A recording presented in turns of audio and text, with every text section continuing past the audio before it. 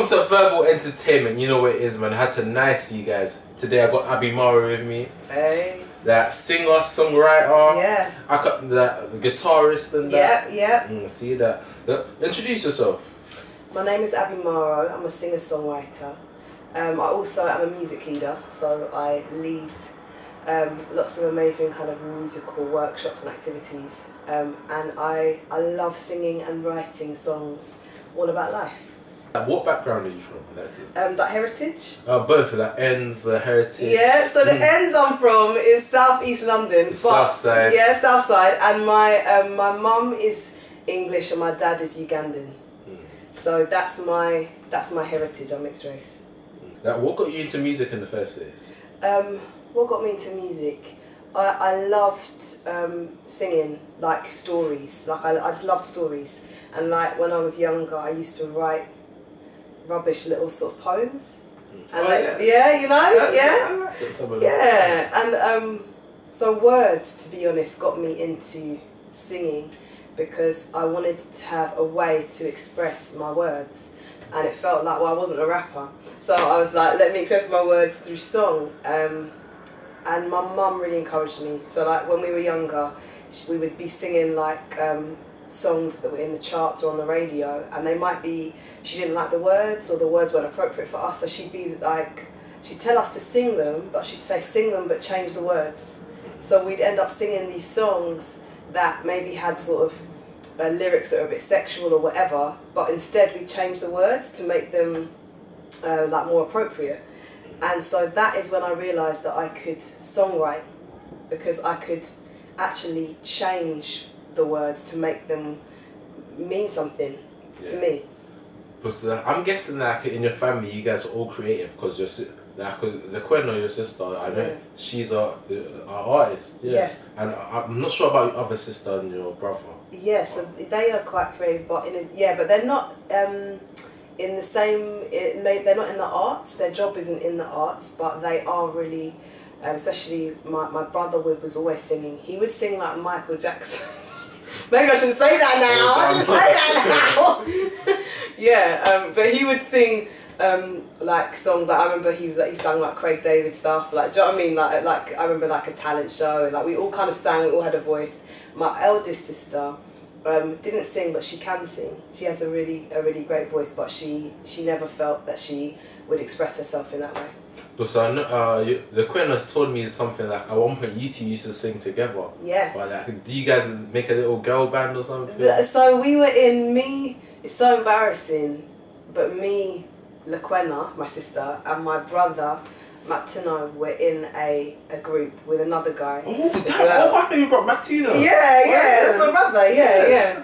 So we were all in a group together, and it wasn't a very good group, so we can just kind of park that. But it was alright, but it was a bit embarrassing. But yeah, but me and my sister Laquena, we would sing a lot. Even up to like, even now we sing together. So she sings backing vocals for me. And one of my favourite things to do is to sing with her, because our voices are quite similar.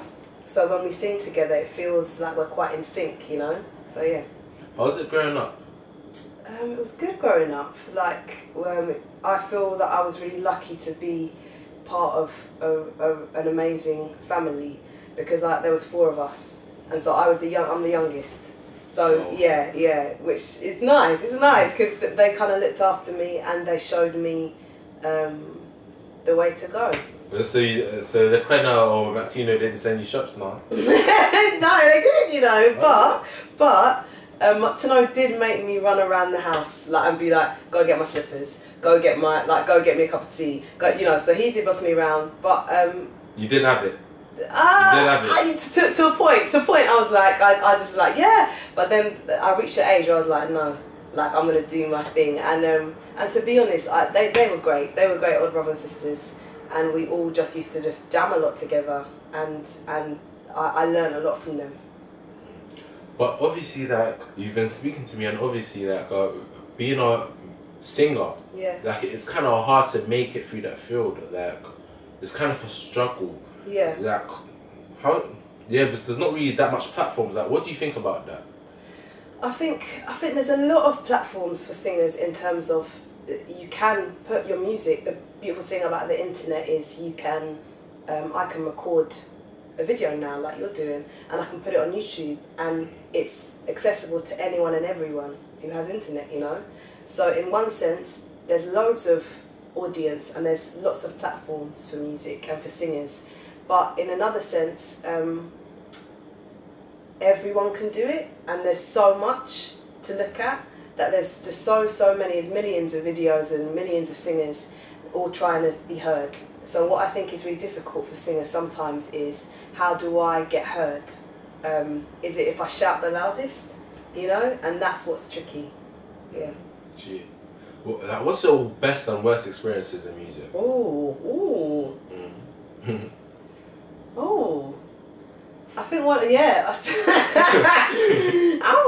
think one of my best experiences is just in general. It's not so much specific. In general, it's singing my songs on stage to people. I love that. Like, it's just incredible. It could be 5 people, to be honest, or it could be like, you know, 5,000. It's amazing, and I really love that. It doesn't get better. And then one of my worst moments, I think just the daily struggle of being a musician. You doubt yourself, and you need a lot of people around you supporting you and encouraging you. And I often feel kind of like, oh, am I good enough? I don't know how long I can keep going. You know, is anyone listening?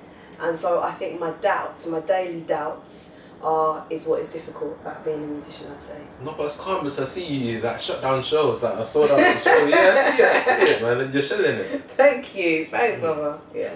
Yeah, because I personally think that you can make it. Thank you. Just keep up in it. Yeah. Thank you.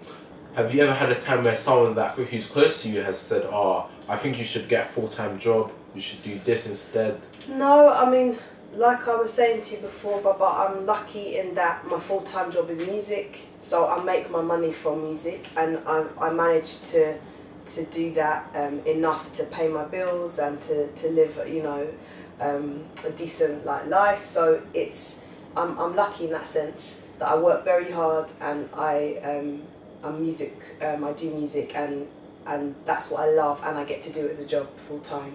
So no one's ever really said get a full-time job, because I do have a full-time job. But I think for myself, sometimes I've been like, I've seen friends who have got jobs that are more predictable. So they've got jobs that are 9 to 5s in an office, and they've got an employer who's given them, you know, sick pay or holiday pay or things like that, and they've got a pension and, you know, all that sort of thing. And I think sometimes I really think that would be nice, and that because you have a bit more structure. And so what I do is quite unusual. In that I'm freelance, so I work all different hours every day. Sometimes I'm working, you know, through to like 12 or 10 or whatever. Other times I'm working for a few hours, and then I do my own stuff or whatever. So it's very, very up and down, and I think you have to be quite dedicated and disciplined to make it work for you. But I'm lucky because I'm surrounded by a lot of people that believe in me and that encourage me and want the best for me. Yeah, that's lovely, man. It's good to have the right people around you, man. Yeah. Day ones and that. Yeah, that's it, man. So it's a blessing.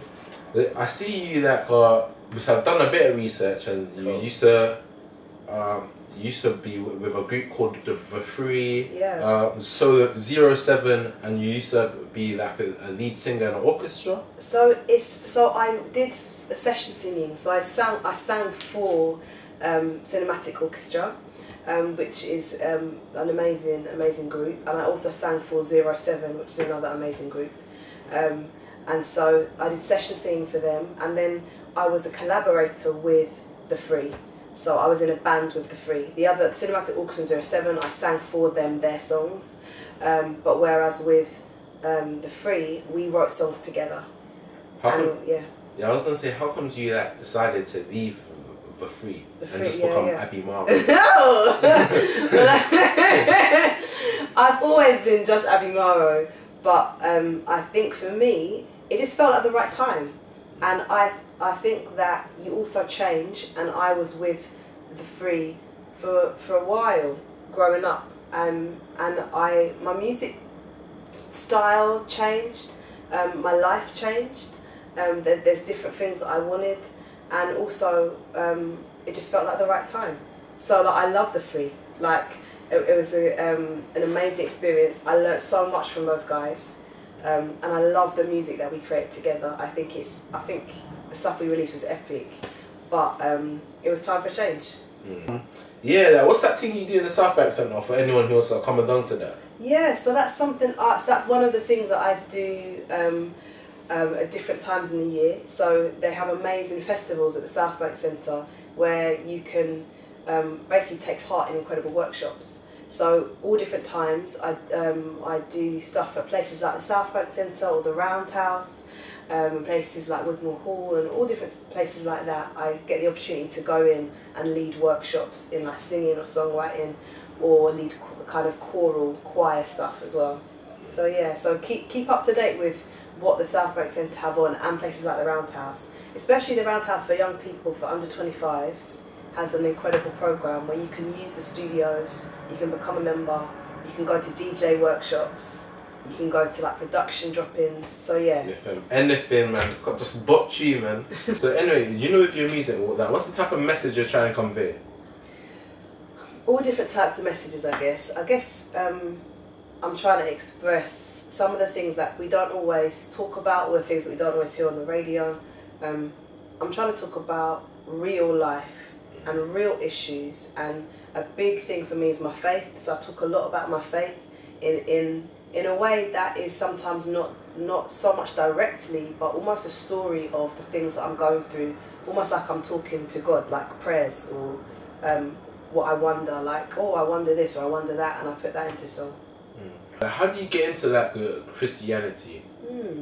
So I grew up in a Christian home, so my mum and dad brought us up and took us to church, and I think I was so influenced, to be honest, by my brother and my sisters, like seeing their journey and it being real. So it wasn't something that they just did because my mum and dad said do this. Like maybe it was that to start with. I think it's like that for a lot of people who grow up in church. And maybe to start with, it's like I was doing this because my parents told me to do this. But they reached an age where you kind of got to make a decision for yourself.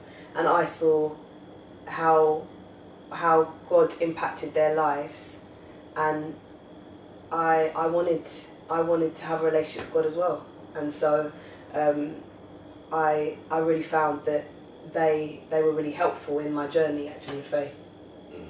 How do you gain access to funding? Funding is really amazing, and that's something that I've really benefited from. A really good place to have a look at is Arts Council. So the Arts Council, they have different programs that you can kind of apply for, but arts grants for the arts. I think it's still called that. There's other things as well that you can apply for, but you go through quite a long application process. So you have to fill out a lot of questions like, I don't know, why do you want to do this? Who will this impact? What experience have you got? All those kind of things, as well as like budget. Like if we give you this money, what exactly will you use it for? So you have to fill out a lot of questions.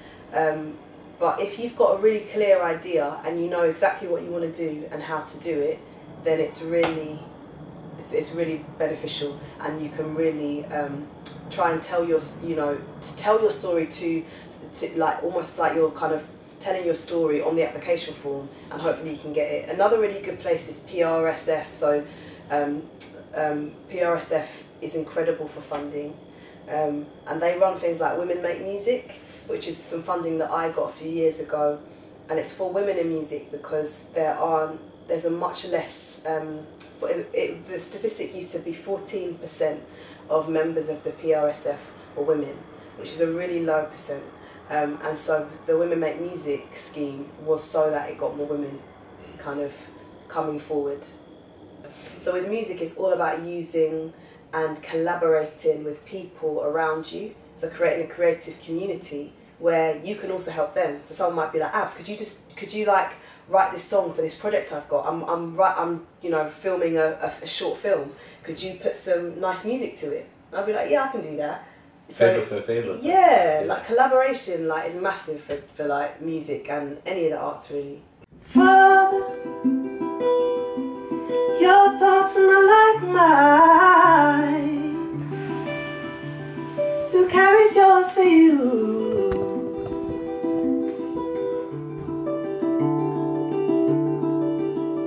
Oh dreamer, it's been a while since I last held you. Can't seem to make up lost any longer. I'm like an English summer. Ooh, wake up, can you hear that jumping? Wake up, yeah, yeah, yeah. Wake up, can you hear that jumping? Ooh, wake up, yeah, yeah, yeah. Wake up, ooh.